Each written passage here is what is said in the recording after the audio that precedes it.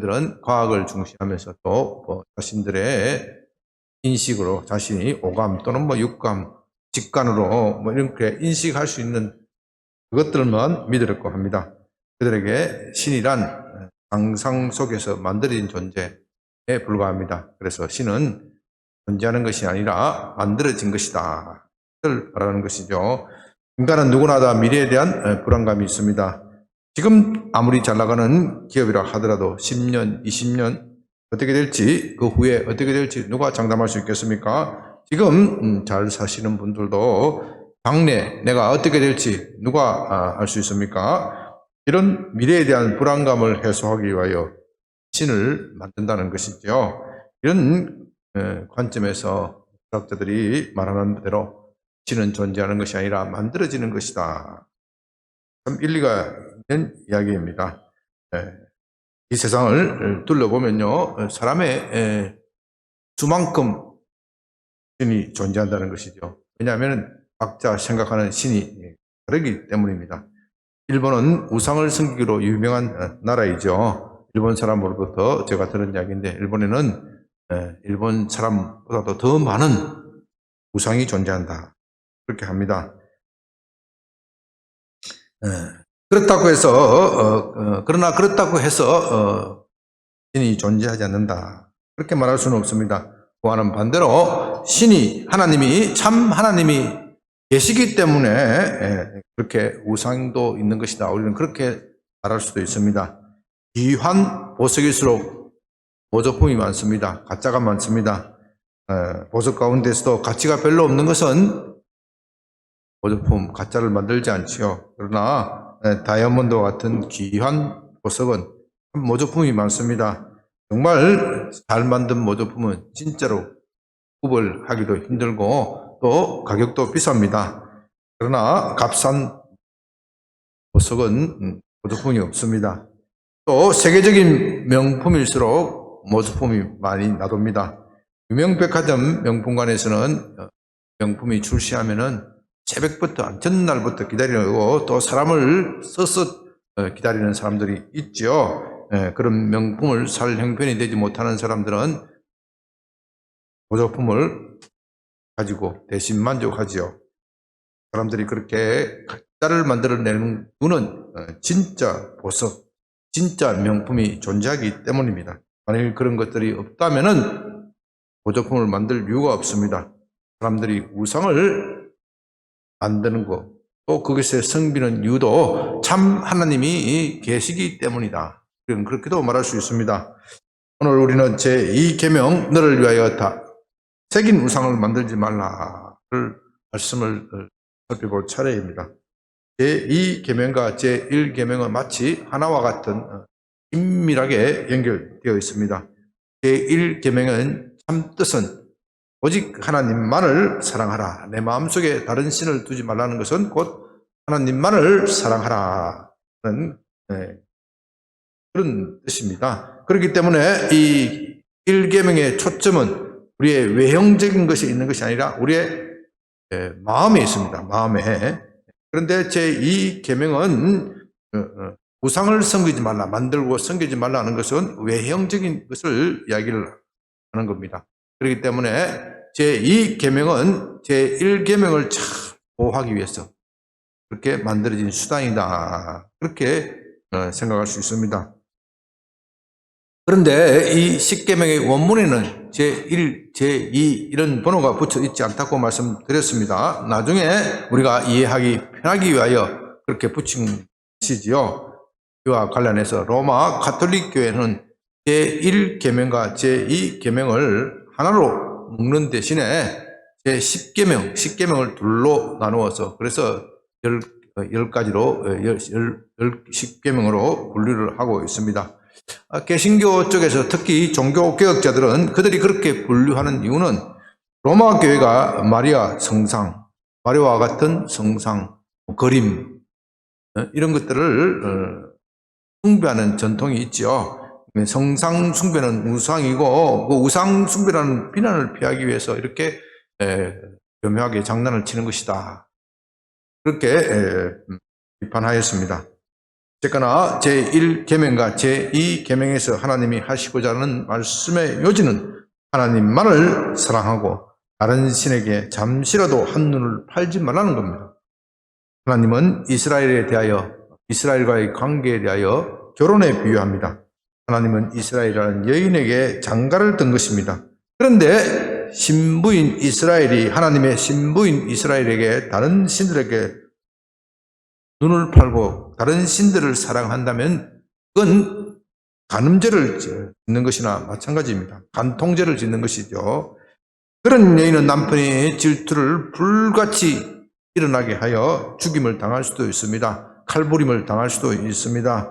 그러나 가정에 충실하면 자신은 물론이고 자녀들도 복을 받을 것입니다. 더구나 이스라엘의 남편인 하나님은 마음이 넉넉한 분이고 매우 부자입니다.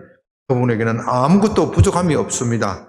그분만 사랑하고 그분만 생각한다면 그분께서 모든 것을 돌보시고 책임져 주실 것입니다. 이제 이것을 생각하면서 제2계명을 살펴봅니다.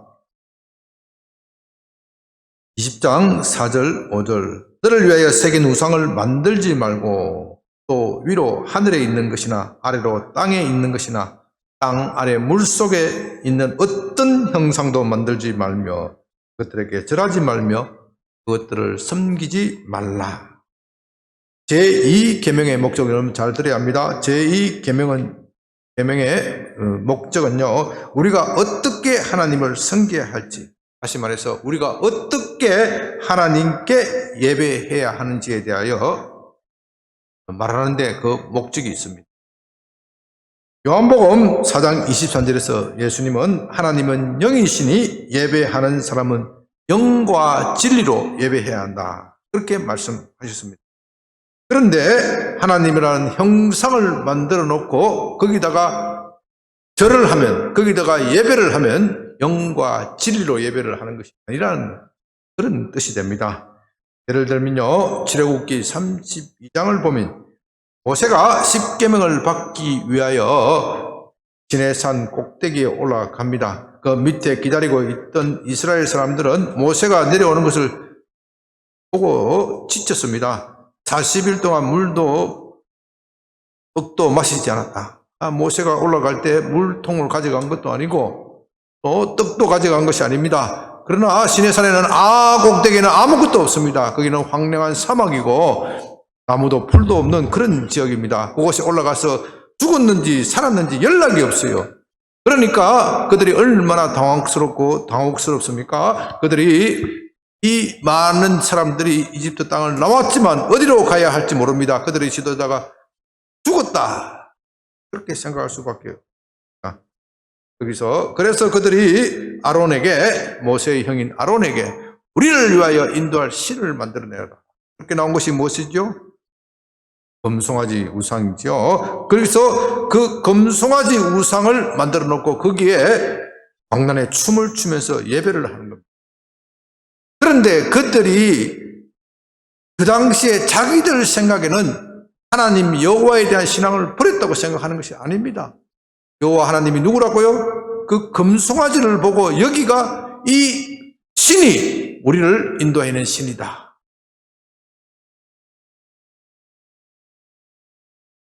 그러나 하나님은 이런 것은 참된 예배가 아니다, 그렇게 말씀하시는 것입니다. 왜냐하면 하나님은 영이시기 때문입니다. 하나님은 영이시기 때문에 그런 금송아지, 아니 그것보다 더 화려하고 웅장하고 대단한 것을 꾸며낸다고 하더라도 그런 것들을 하나님이라고 말할 수도 없고, 또 그런 것이 하나님의 모습을 그려내는 것이다, 하나님의 형상을 그려내는 것이다, 그렇게 말할 수도 없다는 겁니다. 그런 것들은 다 하나님을 불쾌하게 만드는 겁니다. 여러분들이 여러분들을 잘 그린다고 해놔놓고 여러분들을 마치 개로 그려놓으면 어떻게 되겠어요? 아무리 그 사람이 성의 있게 그려놔도 여러분들의 모습을 강아지로 그려놓으면 얼마나 불쾌하겠습니까? 나를 무시해도 분수가 있다, 그런 것이지요. 하나님은 영이시기 때문에 물질 세계의 어떤 것으로도 비교될 수가 없습니다. 물질 세계의 어떤 그림이나 조각으로도 그려낼 수가 없습니다. 만일 그것을 하나님을 그림이나 조각으로 그려내는 순간, 그 순간 영이신 하나님에 대한 참된 지식이 파괴가 되는 겁니다. 그래서 하나님은 어떠한 우상도 허용하지 않으십니다. 이와 관련해서 우리는 참 하나님은 영이다 할 때 그 영이라는 말을 좀 잘 이해해야 합니다. 참 이 영이라는 말은 이해하기가 참 어렵습니다. 성경에 많이 나온 단어지만 그 하나님은 영이다 할 때 그 영이라는 그 참된 의미를 제대로 이해하는 사람은 별로 많지가 않습니다. 병신도뿐만 아니라 심지어 신학자들도 많지가 않습니다. 왜냐하면 이건 참 어려운 개념이기 때문에. 왜요? 하나님이 우리가 이해하기가 참 어렵듯이 어려운 개념입니다. 영은 물질이 아닙니다. 영은 물질이 아닙니다. 우리의 눈으로 보거나 손으로 만지려고 하지 말고 영은 어떻게 이해해야 됩니까? 우리의 마음으로 부닥치고 마음으로 이해해야 합니다. 영이란 단어의 원어의 뜻은 숨결 또는 바람입니다. 숨결 또는 바람은 우리가 그 존재를 인정할 수밖에 없습니다. 그러나 그것이 무엇인지 파악하기가 참 어렵습니다. 우리의 손으로 만질 수도 없고 만지려고 하면 다 빠져나가 버리죠. 또 그림으로 그려낼 수도 없습니다. 그래도 지금은 과학적 지식, 우리가 공기에 대한 관찰 또 여러 가지 실험을 많이 해서 이 공기나 바람 이런 것들이 참 거기 실제하고 또 거기에 파워가 있다. 공기에 파워가 있습니다. 공기에 얼마나 파워가 있습니까? 그 파워가 있으니까 공기를 자동차 바퀴에 집어 넣으면 그 무거운 그 바퀴도 그 무거운 자동차도 드는 겁니다. 공기가 그만큼 힘이 있어요. 공기가 힘이 있으니까 여러분 공기의 압력으로 비행기가 날아가기도 하고 세상이 움직이는 거예요. 따지고 보면 공기가 없으면 움직이죠. 아무것도 못하는 거예요. 공기가 대단한 파워가 있습니다. 이것이 우리가 무엇의 결과요? 공기를 잘 관찰하고 실험하고 그것을 우리 생활 속에 응용하는 그런 여러 가지 방법을 사용했기 때문입니다. 그러나 공기는 우리 손으로 만질 수도 없고 우리의 오감으로도 이렇게 눈으로도 볼 수가 없습니다. 공기를 느끼기 위해서는 온몸으로 느껴야 합니다. 그와 마찬가지로 우리 하나님은 우리의 육신의 눈으로 우리의 인간의 귀로 볼 수도 없고 들을 수도 없습니다. 그렇다고 해서 우리가 하나님의 존재를 인정하지 않을 방법은 없습니다. 하나님은 온 만유에 계시지만 우리는 하나님을 그것을 눈으로 볼 수도 없고 귀로도 볼 수 없습니다. 어떻게 우리가 하나님을 볼 수 있습니까? 모든 활동을 중지하고 마음으로 바라보아야 됩니다. 마음으로 바라보고 또 온몸으로 느껴야 합니다. 우리가 하나님은 영이라 하는 말씀은 바로 그것을 표현하는 단어입니다. 사람은 누구나 다 하나님을 찾는 마음이 있습니다. 현대인들은 그런 것을 부정하는 경향이 있지만 종교심은 인간의 본성입니다. 그것을 뿌리 뽑을 수는 없습니다. 그것을 뿌리 뽑으려는 순간 사람은 사람이 아닌 괴물이 됩니다. 그런데 우리는 하나님을 잘 모릅니다. 우리가 하나님을 우리 마음으로 전심을 다하고 또 온몸으로 힘을 다하여 찾아야 하는데 그럴 때 하나님의 모습이 조금씩 우리에게 보여지고 나타나는 겁니다. 마치 우리가 공기에 대해서 더 많이 배우고 더 많이 학습할수록 인간의 지식은 풍성해져서 그 삶이 풍성해지듯이 하나님이란 분도 그렇습니다. 우리가 하나님을 더 많이 알면 알수록 더 자유로워지고 우리 삶에서 파워가 나타나는데 그런데 우리는 그것을 귀찮게 생각합니다. 우리 본성이 죄악으로 물들어 있기 때문입니다. 그래서 자기가 쉽게 하기 위하여 자기 만족을 위하여 우상을 만들어내는 겁니다. 여러분 우상은 참 편하지요. 내 쪽에서 찾고 싶으면 언제든지 찾아갈 수 있습니다. 내가 만나고 싶으면 언제든지 만날 수가 있습니다. 더구나 우상은 조그맣게 만들어서 언제든지 호주머니에 쥐고 다니면서 보고 싶을 때 언제든지 꺼내 볼 수가 있습니다. 심지어 야곱의 처 라헬은 어떻게 했습니까? 자기 아버지의 집에 있는 우상 드라빔 조그만한 것이거든요. 그것을 가지고 나왔습니다. 그것을 가지고 나와서 아버지에게 들키지 않기 위해서 어떻게 했습니까? 자기 어디다 숨겼어요? 어디서 숨겼어요? 치마 밑에 숨겼다. 치마 밑에 뭐가 있어요? 네, 그러니까 자기 똥공딩이라는 말을 표현했어요. 그렇지만 그거 밟고 꺼내놓고 다시 또 우상 섬기고 얼마나 미련한 짓입니까? 라헬이 뭐라고 변명했습니까? 나는 지금 월경중이니까 내가 일어서지 못합니다. 자기 아버지한테 그렇게 변명하지 않습니까? 구약 성경에 하면 월경중에 있는 여인은 가장 불결한 사람이거든요. 그러니까 우상은 아무것도 아닌 거예요. 우상은 아무것도 아닌 거예요. 자기 편하게 하기 위해서 똥궁디에 깔고 앉았다 그거다 또 절하고. 이제는요, 우상 숭배에서 주도권은 누가 쥐고 있는 겁니까? 내가 쥐고 있는 거예요. 우상이 아닙니다. 내가 쥐고 있는 겁니다. 그러니까 우상은 아무것도 아니에요. 사람들은 거기에 절을 하지만 사실은 아무것도 아닙니다. 단지 자기 만족일 뿐입니다. 그래서 우상 숭배의 본질은 탐심이다. 우상 숭배의 본질은 자기 욕심이다. 그렇게 말씀하셨습니다. 자기가 찾고 싶으면 찾는 것이고 자기가 보고 싶으면 보는 겁니다. 그런 점에서 우상은 숭배를 받는 것 같지만 사실은 우상이 인간의 욕심에 봉사할 뿐입니다. 이제 하나님은 그런 식의 하나님을 경배하고 섬기는 것을 거부하는 겁니다. 우상 숭배를 거부하시는 겁니다. 하나님께 예배를 하는 사람은 반드시 하나님께서 정하신 방식으로 예배해야 합니다. 하나님께서 정하신 시간, 하나님께서 정하신 장소, 정하신 방법, 거기에 따라 예배를 해야 합니다. 왜요? 예배의 주도권은 누가 쥐고 있는 거예요? 하나님이 정하는 예배는 하나님을 만나는 의식이고 하나님께서 내가 이렇게 하면 너희를 만나 주겠다 하는 예식이 예배입니다. 그렇기 때문에 이 코로나 사태 때 국가가 비대면 예배만 드리라 하는 것은 하나님에 대한 중대한 모독입니다. 우리가 하나님께 예배 드리는 방식이 있는데 코로나 사태 때문에 그 방식을 좀 변경할 수는 있어요. 그 변경할 때 누구하고 협의해야 됩니까? 하나님께 협의해야 되는 거예요. 하나님, 이 코로나 사태가 이렇게 되어 있으니 성도들이 교회에 나오기 힘듭니다. 그러면 우리가 어떻게 변경해야 합니까? 다시 말해서 그것은 교회 지도자들이 모여서 협의하고 또 하나님께 진지하게 물어서 그런 다음에 황송한 마음으로 하나님, 우리 상황이 이렇으니 우리가 비대면 드려야 되겠습니다. 황송한 마음으로 그렇게 하나님께 아뢰고 난 다음에 비대면 예배를 드리든 무엇을 드리든 해야 되는 것이지 자기 마음대로 코로나 사태가 힘드니 나는 편하게 앉아서 텔레비를 보듯이 예배를 드리겠다. 이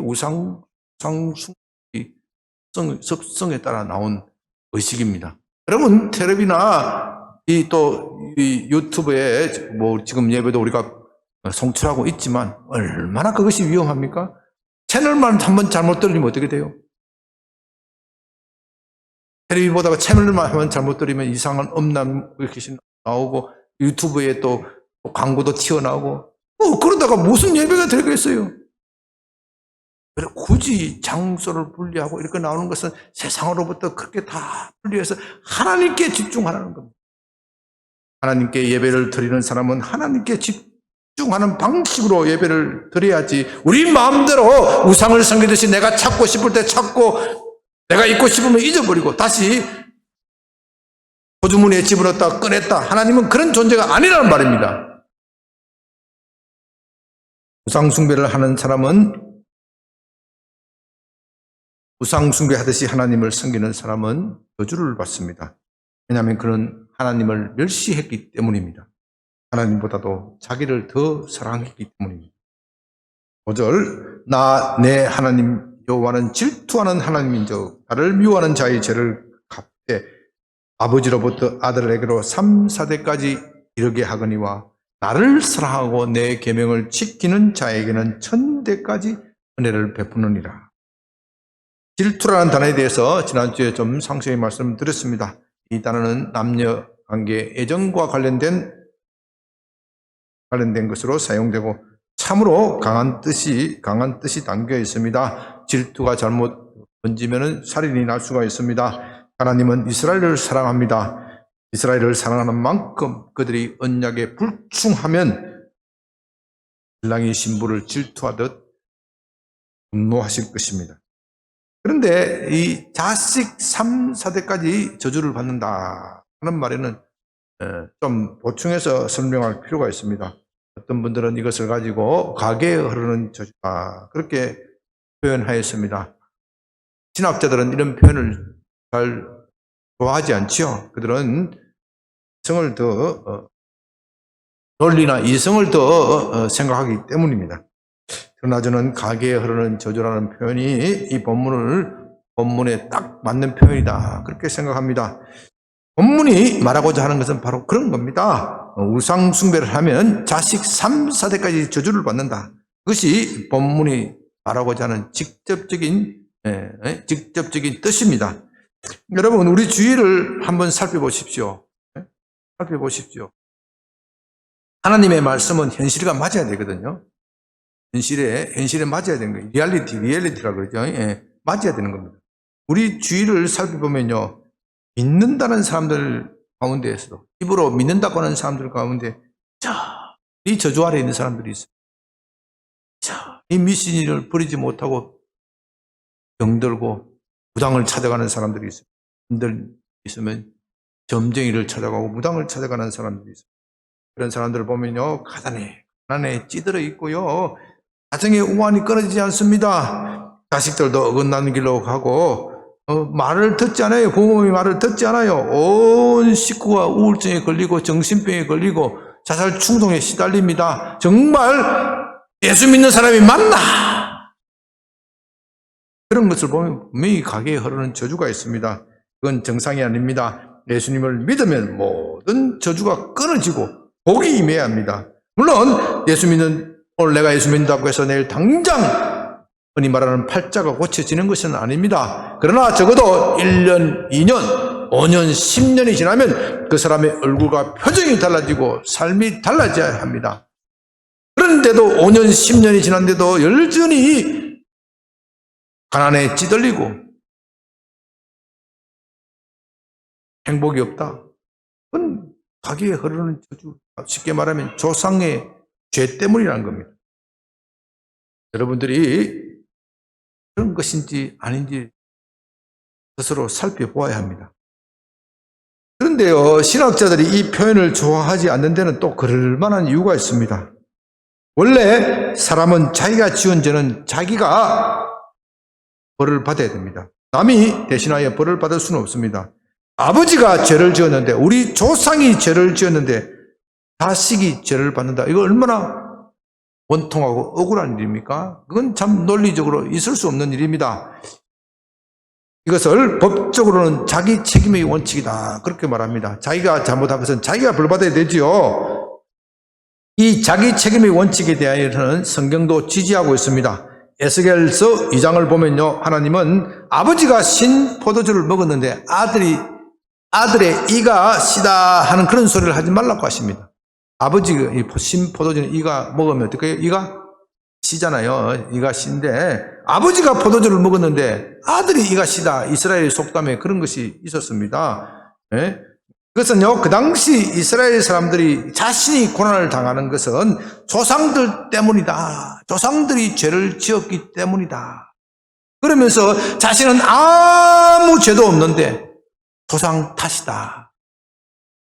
아버지가 신 포도주를 먹었으니 내 이빨이 시다. 그렇게 조상 탓으로 돌렸다는 것입니다. 그러나 하나님께서는 이것이 단호하게 잘못되었다고 말씀하십니다. 그들이 고난당하는 것은 자신들의 죄의 결과이지 조상 탓을 하지 말라. 그런 말씀입니다. 이런 말씀을 볼 때 가게에 흐르는 저주라는 말은 쉽게 받아들이기 어렵습니다. 그래서 신학자들이 지적하는 말에는 옳은 면이 있습니다. 그런데 우리가 생각해야 할 것은요, 이 죄의 속성, 죄의 습관, 죄의 버릇은요, 가게의 피를 따라 흐른다. 가문의 전통을 따라 흐른다. 가게의 피를 따라 흘러가는 경향이 있다는 것을 알아야 합니다. 아버지가 마약이나 술 중독자, 또 그런 것에 중독되어서 맨날 어머니를 주 패면 어떻게 돼요? 자식도 그렇게 될 가능성이 매우 높습니다. 아버지 때 가정에 불화하면 자식 때도 어떻게 해요? 가정이 불화할 가능성이 매우 높습니다. 이처럼 이 죄는요, 죄의 습성은 가게의 피를 따라 흘러가는 속성이 있습니다. 왜냐하면 다 문화 공동체이기 때문입니다. 죄의 공동체이기 때문에. 우상숭배의 죄도 그렇습니다. 아버지가 우상숭배를 하면 자식이 어떻게 돼요? 자식도 우상숭배를 합니다. 엄마가 무당이면 어떻게 해요? 자식도 무당이 될 가능성이 매우 높습니다. 본문을 이렇게 해석한다면 가게에 흐르는 저주라는 말이 틀리지 않습니다. 이 죄에 대한 죄책은 자식들에게 전가되지 않습니다. 자식들에게 여러분 이것을 분명히 구분해야 됩니다. 죄에 대한 벌은 자기가 받아야 되죠. 죄에 대한 습성은 가게를 따라 흘러가는 겁니다. 몇 대까지요? 3대, 4대까지 흘러간다.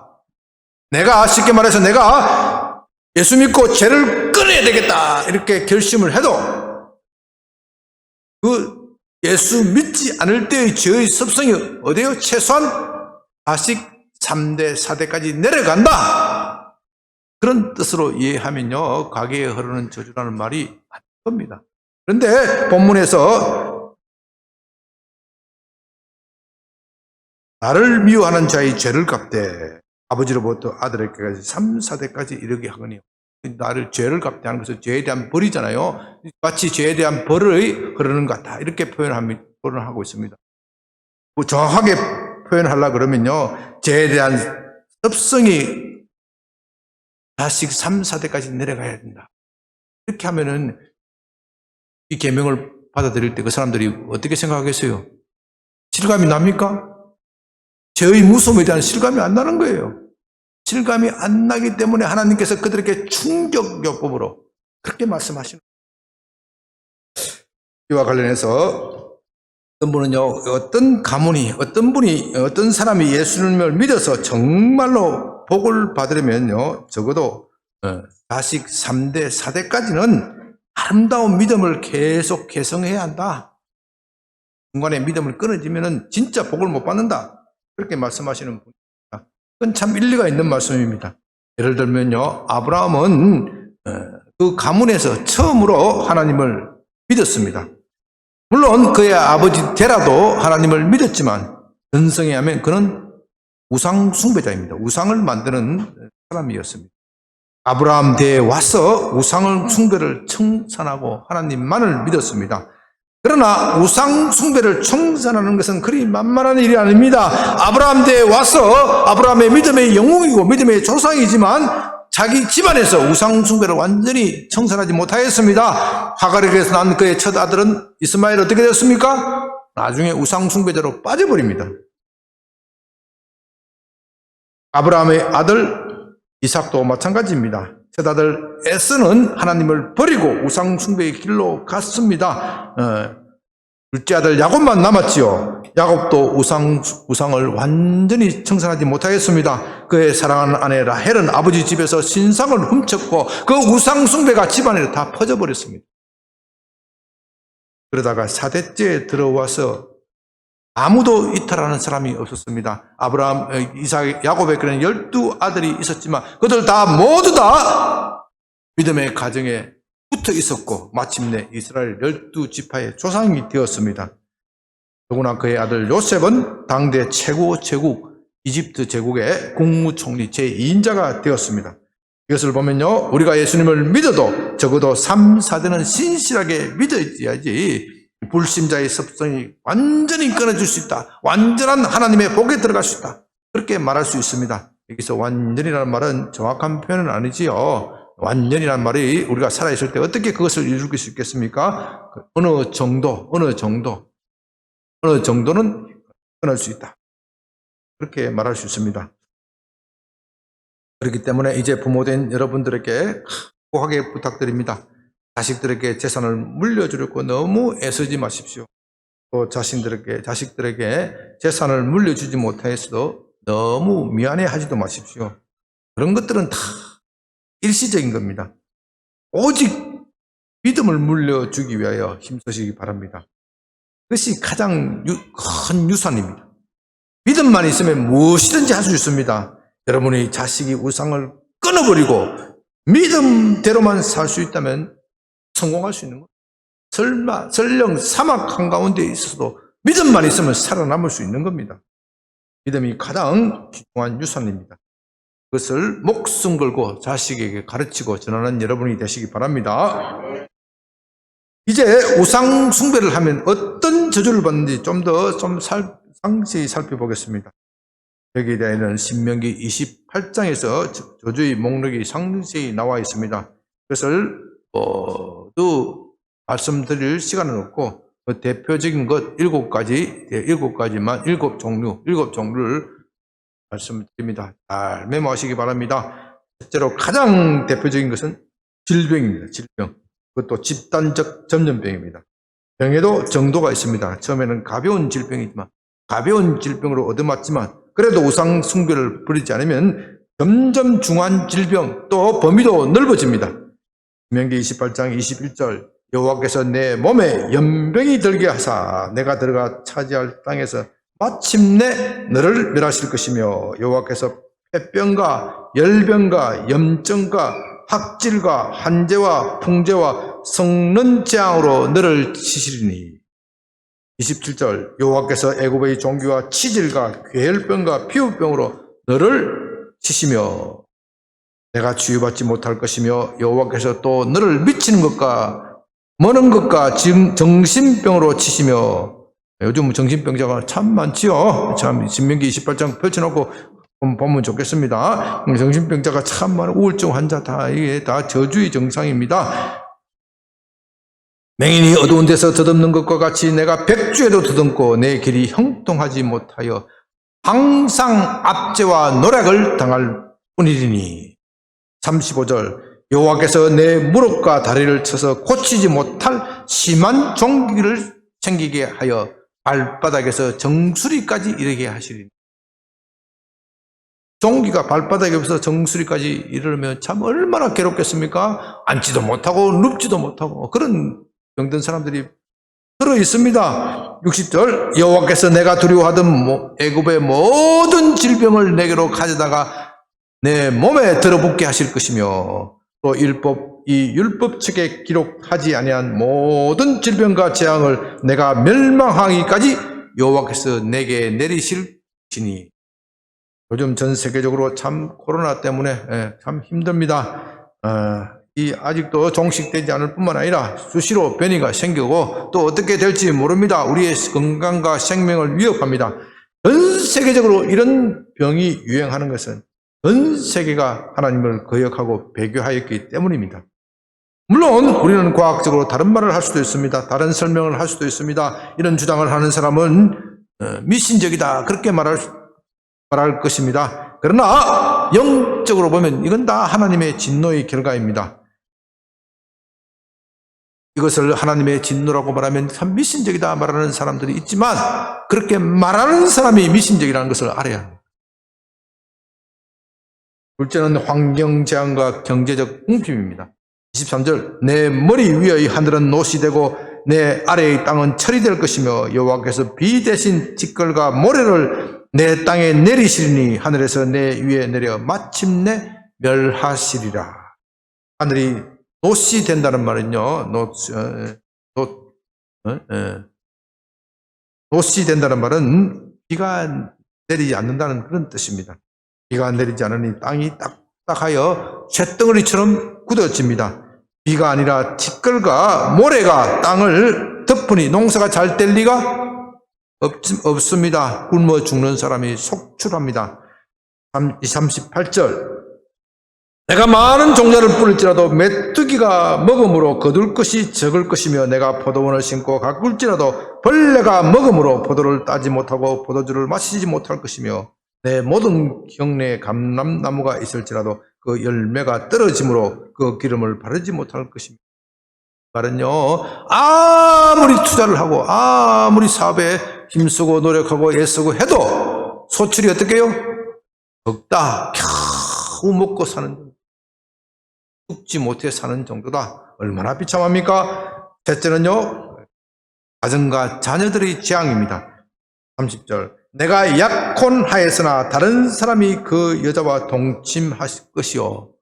얼마나 비참합니까? 사랑하는 여인과 약혼을 하고 결혼을 앞두고 있는데 그 여인이 배신하고 다른 남자와 정을 통해버렸다. 사람 잘못이 납니까? 안 납니까? 안 나는 것이죠. 또 집을 건축하였으나 거기 거주하지 못할 것이요 포도원을 심었으나 내가 그 열매를 따지 못할 것이라. 32절 내 자녀를 다른 민족에게 빼앗기고 종일 생각하고 찾음으로 눈이 피곤하여 지나 내 손에 힘이 없을 것이며 자식들이 가난 때문에 팔려가고 전쟁 때문에 팔려가도 그것을 돌려받을 힘이 없다. 얼마나 비통합니까? 내가 자녀를 낳을지라도 그들이 포로가 되고 너와 함께 있지 못할 것이며. 넷째는 전쟁의 재앙입니다. 15절 여호와께서 내 적군 앞에서 너를 패하게 하시리니 내가 그들을 치러 한 길로 나가서 그들 앞에서 7길로 도망할 것이며 내 시체가 공중의 모든 새와 땅의 짐승들이 밥이 될 것이나 그것들을 쫓아줄 자가 없을 것이며. 국가 간의 전쟁은 없었으면 좋겠지만 이 세상은 전쟁이 끊어지지 않습니다.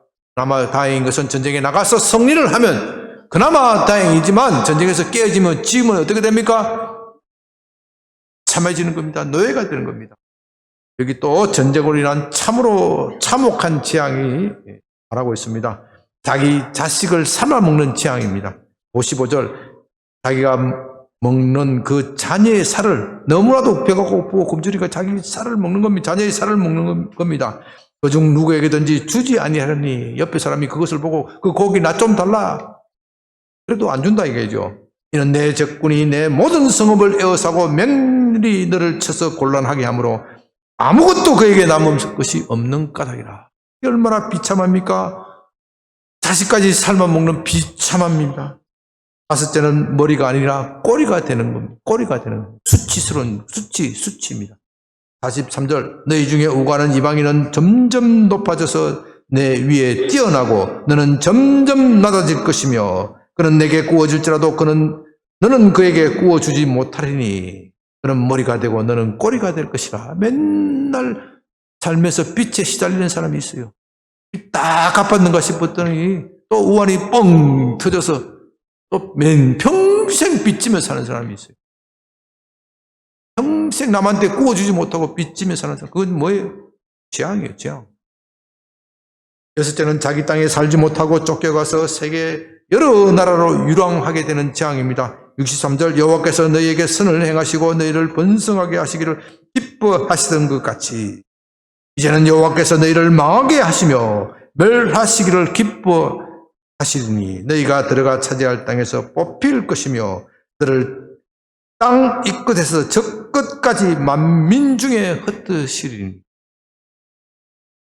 참 얼마나 힘들고 어렵습니까? 요즘 말로 하면 난민이 되는 거예요. 전쟁이 일어나서 난민이 되고, 요즘 우크라이나 전쟁에 얼마나 많은 우크라이나 사람들이 난민이 되었습니까? 얼마나 비참합니까?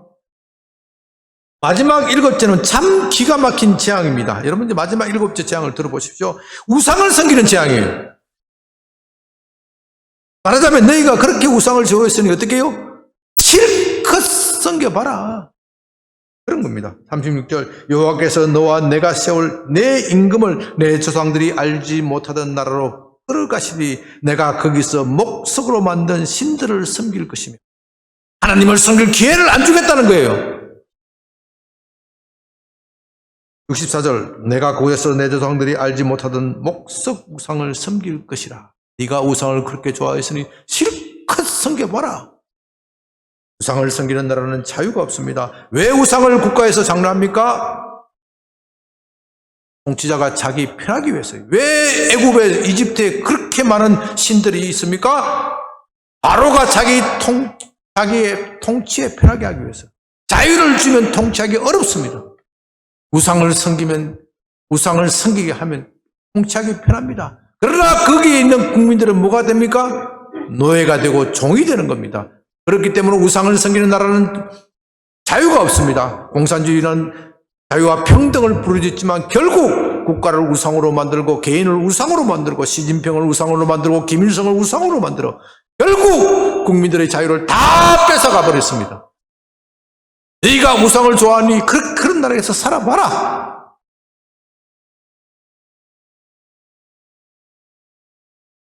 여러분 이제 이스라엘의 역사를 보면요. 이 모든 신명기 28장에 기록된 모든 저주가 다 이루어졌습니다. 참으로 기가 막힙니다. 이스라엘의 역사를 살펴보고 신명기 28장을 읽으면요. 심지어 자식을 먹는 그 재앙까지도 다 일어났어요. 그 저주들은 약한 것에서부터 시작하여 점점 강도가 씌워집니다. 그래도 말을 듣지 않으면 마침내 그 땅에서 뿌리가 뽑혀집니다. 점점 비참해지고 낮아지고 꾸지만은 꾸어주지 못합니다. 자유를 잃고 행복을 잃어버립니다. 그것이 다 저주의 결과입니다. 그때 주위 사람들이 그렇게 물어볼 것입니다. 그들은 선택받은 민족이라고 한때 자랑하더니 어떻게 이렇게 비참하게 될 수가 있을까? 여호와 하나님은 과연 살아계신 것일까? 신명기 29장 하나님은 이렇게 대답하십니다. 여러 나라 사람들도 묻기를 여호와께서 어찌하여 이 땅에 이같이 행하였느냐? 이같이 크고 맹렬하게 노하심은 무슨 뜻이냐 하면 그때 사람들이 대답하기를 그 무리가 자기 조상의 하나님 여호와께서 그들의 조상을 애굽 땅에서 인도하여 내실 때 더불어 세운 언약을 버리고 가서 자기들이 알지도 못하고 여호와께서 그들에게 주지도 아니한 신들을 따라가서 그들을 섬기고 절한 까닭이라. 우상 숭배한 까닭이라. 그러므로 여호와께서 이 땅에 진노하사 이 책에 기록된 모든 저주대로 재앙을 내리시고 여호와께서 또 진노와 격분과 크게 통한하심으로 그들을 이 땅에서 쫓아내사 다른 나라에 내던지심이 오늘과 같아 하더라. 얼마나 우상 숭배가 무섭습니까? 참으로 무섭습니다. 마침내 재앙을 당하고 완전히 멸해버릴 것입니다. 그러나 참으로 감사한 것은 그것이 끝이 아니라는 것입니다. 하나님은 그래도 이스라엘을 버리지 않습니다. 하나님께서 그들을 그렇게 심하게 저주하신 것은 그들을 멸망하기를 바라는 것이 아니라 돌이키기를 원하셨기 때문에 신명기 30장 1절입니다. 내가 내게 저주한 모든 복과 저주가 내게 임함으로 내게 내 하나님 여호와로부터 쫓겨간 모든 나라 가운데서 이 일이 마음에서 기억나거든. 이 일이 마음에서 이 모든 것이 무엇 때문이라고요? 우상 숭배의 결과라는 것이 기억나거든. 너와 내 자손이 내 하나님 여호와께로 돌아와 내가 오늘 내게 명령하는 것을 온전히 따라 마음을 다하고 뜻을 다하여 하나님의 말씀을 청종하면, 다시 말해서 모든 우상을 버리고 다시 하나님께로 돌아와서 하나님만을 섬기면 내 하나님 여호와께서 마음을 돌이키시고 너를 긍휼히 여기사 도로에서 돌아오게 하시되 내 하나님 여호와께서 흩으신 그 모든 백성 중에서 너를 모으시니 내 쫓겨간 자들이 하늘가에 있을지라도 내 하나님 여호와께서 거기서 너를 모으실 것이며 거기로부터 너를 끄실 것이라. 그들이 하늘 끝 땅 끝에 있더라도 그들이 회개하고 우상을 버리면 하나님이 땅 끝까지 하늘 끝까지 그들을 찾아가서 찾아오시겠다. 이 얼마나 은혜롭고 자비로우신 말씀입니까? 이제 이스라엘 백성들은 포로로 끌려간 땅에서 자기 죄를 회개할 것입니다. 통회할 것입니다. 가슴을 치면서 후회하고 회개할 것입니다. 모든 우상을 버리고 하나님께로 돌아갈 것입니다. 그들이 그렇게 겸비하면 하나님이 그들을 돌아보시고 다시 고향 땅으로 돌아오게 해 주시겠다 약속하고 있습니다. 설령 그들이 땅 끝에 있을지라도, 하늘 끝에 있을지라도 그들을 찾아오겠다 이렇게 말씀하십니다. 여러분, 이스라엘의 역사를 보십시오. 이 말씀도 어떻게 해요? 그대로 다 이루어졌습니다. 2000년 동안 나라를 잃고 하늘 끝, 땅 끝에서 살던 사람들이 어떻게 다시 돌아올 수 있습니까? 이스라엘이 1948년도 이스라엘이 건국한 것은 20세기의 기적 중에 기적입니다. 이건 하나님이 하신 것입니다. 그 외에는 설명할 수가 없습니다. 그래서 어떤 철학자가 하나님이 어떤 위대한 철학자에게 사람이 묻습니다. 어떤 왕이 물었습니다. 하나님이 살아계신 증거가 어디 있습니까? 이스라엘의 역사를 보십시오. 그들의 역사가 곧 하나님이 살아계신 증거입니다. 그렇게 말씀하십니다. 오늘날 우리는 아무나 돌로 새겨진 우상을 섬기지 않습니다. 물론 아직도 그런 것에 절하는 사람도 있지만 그런 것보다도 무형의 우상을 더 추구합니다. 많은 사람들이 쾌락과 향락, 섹스 이런 것들을 하나님보다도 더 맹렬하고 열렬하게 추구합니다. 지난주 뉴스를 보니까 24세 된 젊은 여성 카일리 제너라는 모델이 있다고 합니다. 돈을 엄청나게 벌었다고 합니다. 남자친구와 각각 24살밖에 안 되는 젊은 아이예요. 아이 60대 넘은 사람들은 아이로 밖에 보이지 않죠. 그 아이가 돈이 1조가 넘는다면 눈이 뒤집어지겠어요. 인스타그램에 자기 사진을 올렸는데 비행장에 찍은 사진입니다. 비행기 전용 비행기가 2대가 있는데 한쪽은 남자친구 전용 비행기, 한쪽은 자기 전용 비행기입니다. 네 비행기 탈래, 내 비행기 탈래 그거 자랑했다는 거예요. 불과 64km 비행기로 가면 3분 거리를 그렇게 비행기를 타고 다닌다고 합니다. 어느 환경보호가가 이것을 보고 엄청나게 속이 뒤집어져서 비난하였습니다. 그들이 비난한 이유는 환경을 보호하기 위한 것이라기보다는 무엇 때문이에요? 시샘하고 질투가 났기 때문일 것입니다. 그러나 여러분 그런 식으로 살면 저주를 받습니다. 그렇게 한때 세상 자랑하고 돈 자랑하고 자기 미모를 자랑하던 사람들이 다 어떻게 되었습니까? 제가요 이 카일리 제너라는 그 모델을 잘 몰라서 찾아봤더니 참 그 사진이 눈 뜨고 못 보겠어요. 얼마나 엄란한 포정을 하면서 남자들을 유혹하고 남자들을 죄의 종으로 만들어 놓는지. 그렇게가 돈을 벌고 그렇게 돈을 벌고 나서 다 그런 사람들이 다 어떻게 됐습니까? 마약에 취하고 술에 취하고 결국 중독에 취하고 나중에 다 우울증에 걸려서 30대 40대가 되면 철들면 다 우울증에 걸리고 자기 자살하는 사람들이 얼마나 많이 있습니까? 그 여인이 그렇게 자살하기를 바라는 마음에 사는 게 아니에요. 지금이라도 회개하고 돌아오기를 바라는 겁니다.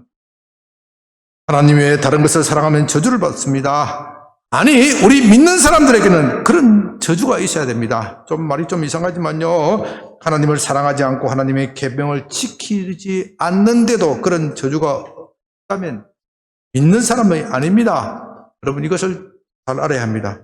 저는 손자들과 함께 삽니다. 그러므로 저는 손자들의 교육에 참 관심이 많습니다. 왜냐하면 저도 책임이 있습니다. 그러나 손자들의 교육은 제 1차적인 책임은 제 아들에게 있기 때문에 제가 함부로 개입은 못합니다. 늘 기도하면서 손자들이 좀 잘 크기를 바라는 것이죠. 그런데 가끔 휴가 때가 되면 손자들이 주일날 교회 예배에 빠집니다. 제가 참 마음이 좋지 않습니다. 못마땅합니다. 그래도 아들 부부에게 직접 말하기는 어렵습니다. 아들 부부를 존중해 줘야 되죠. 그래서 속으로 혼자 기도하면서 하나님 좀 손 좀 봐줬으면 좋겠습니다. 너무 심하게는 손 보지 마시고요. 너무 심하게 손 보면 저도 힘들어지니까 손 좀 봐주셨으면 좋겠습니다. 한 번은 손자가 아들이 실컷 놀러 다니다가 2주 연속 교회 예배를 나오지 못하였습니다.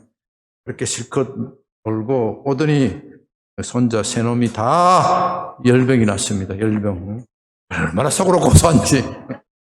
열병가 그 금방 고시잖아요. 참 우리 아들이 듣는 중에서 죄송한 말이지만은 하나님이 약간 손보시네. 근데 그렇게 군기가 딱 잡히더라고요. 네, 군기가 딱 잡히더라고요. 그때 군기가 딱 잡혀야 돼요. 군기가 딱 안 잡히면 어떻게 됩니까? 군기가 안 잡히면 어떻게 돼요? 네? 그 다음에는 매를 안 때려요. 하나님 매를 안 때려요. 매를 안 때리고 다 지켜봐요. 그 다음에 어떻게 해요? 된통 맞는 수가 있어요. 된통 맞는. 된통 맞고, 지금 신앙생활 하시는 분들도 몇 분 있어요. 된통 맞고. 그러니까 하나님께서 가볍게 열병으로 때리실 때 이거 참 감사한 거야. 감사한 거야. 아멘? 네, 하나님이 우리에게 저주를 하시는 것은 저주하기라는 뜻이 아니고 돌이키고 회개하라는 뜻입니다. 그것을 믿어야 합니다. 이렇게 돌아서면 복을 받는 겁니다. 여러분들 때 참 이 우상 숭배의 습성을 완전히 꺼내야 됩니다. 그러기 위해서 자식들에게 부지런히 가르쳐야 됩니다. 머리가 큰 자식들이 어떻게 부모의 말을 듣습니까? 그렇기 때문에 우리는 기도해야 됩니다. 기도하면 자식이 바뀝니다. 말씀을 가르쳐야 합니다. 자식이 안 듣는 것 같지만 때를 얻든지 못 얻든지 자꾸 가르치면 그 마음에 회개가 일어나고 우상의 습성을 버리고 고치고 살아계신 하나님께로 돌아오게 되어 있습니다. 그것이 부모된 우리가 해야 할 일입니다. 함께 기도합니다.